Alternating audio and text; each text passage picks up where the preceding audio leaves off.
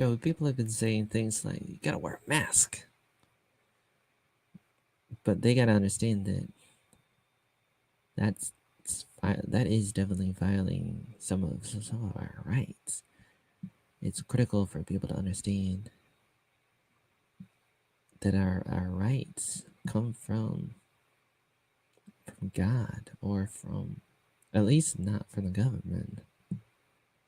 And it's critical to understand it. Like for example, the Sixth Amendment in the United States is all about the right to a speedy trial. The problem is there's a lot of pre-crime, pre-trials going on. A lot of it's house arrest, and they should be letting us go to court at least. I would say not even that. Like we shouldn't be bothering with all of this stuff that's going on because of a virus this current year in 2020. We should not be under lockdown all around the world in so many countries, too many countries, and it's critical to understand how government violates the Fourth Amendment, the Sixth Amendment, other amendments. It's critical to pass on the information and to educate people and to really help people understand that we got these rules. This is a an article I wrote about a month ago. This is an example of some of the stuff that I write. Other people are writing stuff. Other people are making videos about some of these things, about what's happening this year politically, culturally, with the virus, with the lockdown, with everything. However, I didn't see anybody write about this, about the Sixth Amendment, how it's being violated. If there are other people talking about it, please let me know. But I really wanted to point this out. I wrote this back in on the 22nd of August 2020. I was saying, like, if I make you sick, just take me to court and win.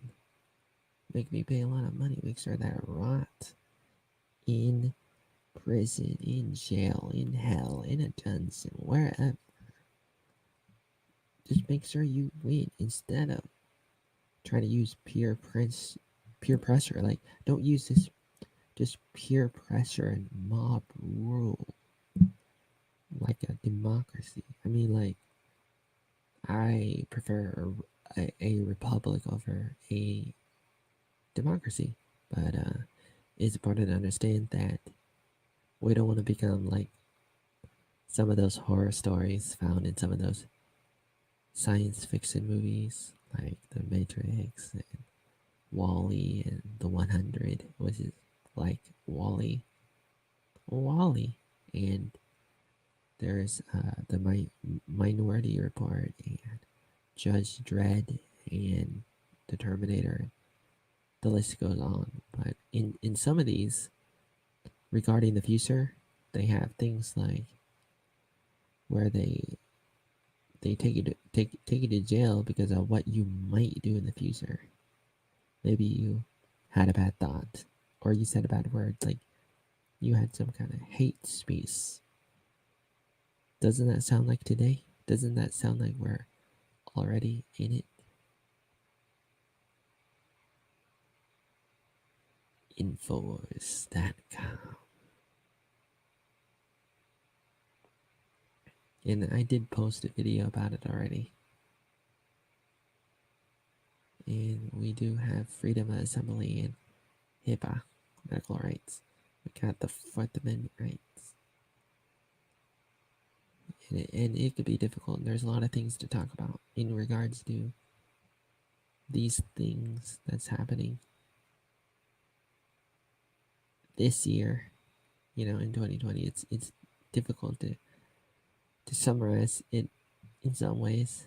And it's kind of easy in some ways too, but it's critical to help people understand the bigger picture of all these things. It's a big puzzle. It's simple and complex. Simple and complex. And we should always try to summarize and make lists and help people quantify, but also realize what's at stake. The greatest election ever is right now in 2020, and they're definitely using voter fraud and a lot of a lot of things. Over 100 million people or 100 million votes are going against Donald Trump in 2020, and that's big. It may not be exactly 100 million, but that's the attempt.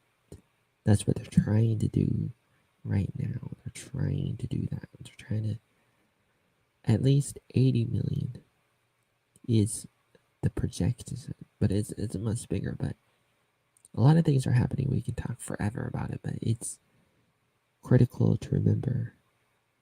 Like, for example, it's not a debate.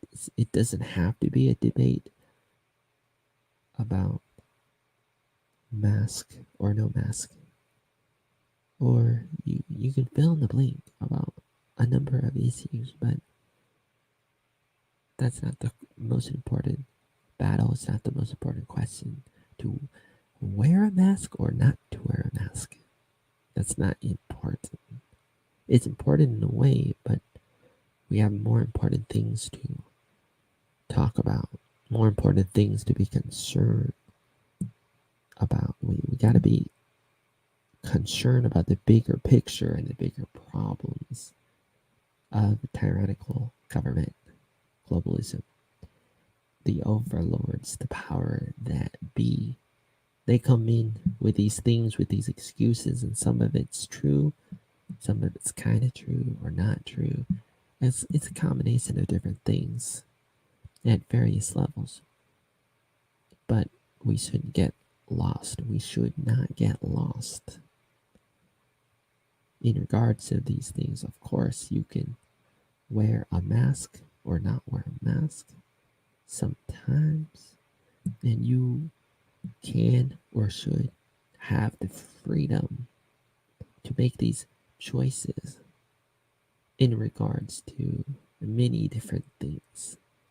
If you have an allergy and you're cutting grass, if you're outside and there's a forest fire, if you're around a lot of sick people, if you're sick yourself, you may wear a mask. It's very simple, it's very critical to understand. Distinction. It's critical to understand that you should have the right to take a risk or not, to hide in your home. Candace Owens was talking about this the other day. Well, she's probably talking about it all the time. A lot of people are. She said the same thing. Like, if you want to hide in your basement, like Joe Biden, the king of the basement dwellers, it's like, be my guest and have fun. But it's not the role of a centralized government to determine what an individual does. Perhaps a family can make these choices for their children, for other people in the household. Perhaps a neighborhood could, a company, maybe a city. I wouldn't really want to go any bigger than that. I don't want a one world government telling me what to do. I don't want an entire federal government telling me too much. Perhaps they can tell me a little bit, but I really want to limit it. And that's what's critical to understand, that it's not necessarily about this particular thing, the virus or the mask, or fill in the blank, whatever it is. It's not really that. Those are issues that people need to discuss and figure out on their own. On their own. Leave us alone. Ronald Reagan would talk about that. He's like, one of the worst things ever is like you get a knock on the door and, oh, who is it? Oh, it's the government. We're here to help. We're here to help you. But it's like you don't really want help from them because it's more like a trap. Historically speaking, it's been a trap, especially like in the 1930s in the United States. Too many people started going down that slippery slope in getting a little bit of free money. Bernie Sanders, free money before Bernie Sanders was a thing. People were getting welfare, and that included African Americans. The black people in America were getting money, and other people too, of course. And it's hard to get out. It becomes a little bit of an addiction. It's critical to understand that we have some rights that we should hold on to. We should try to hold on to some of our rights and freedoms and liberties and traditions that have been around for thousands of years. And if they continue, then there must be merit behind it, purpose and value. They're priceless, and people pass it on for a reason. It's not by accident. If we don't try our best to continue to pass on principles and values and traditions that are timeless and classic and priceless, then we will continue to lose them.